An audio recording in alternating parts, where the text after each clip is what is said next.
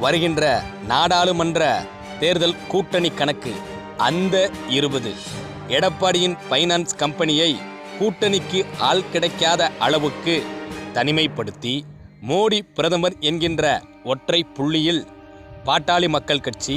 தேசிய முற்போக்கு திராவிட கழகம், அம்மா மக்கள் முன்னேற்றக் கழகம், தமிழ் மாநில காங்கிரஸ், இந்திய ஜனநாயக கட்சி,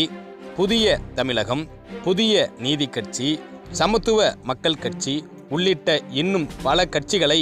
ஓரணியில் திரட்டி தோரணமாக்கி திருச்சி, பெரம்பலூர், தஞ்சாவூர், நாகப்பட்டினம், கன்னியாகுமரி, திருநெல்வேலி, தென்காசி, மதுரை, தேனி, விருதுநகர், வேலூர், திருவண்ணாமலை, ராமநாதபுரம், சிவகங்கை, தென் சென்னை, மத்திய சென்னை, கோவை, சேலம், திருப்பூர், ஈரோடு, கரூர், தர்மபுரி, விழுப்புரம், கள்ளக்குறிச்சி, திண்டுக்கல் ஆகிய 25 தொகுதிகளில்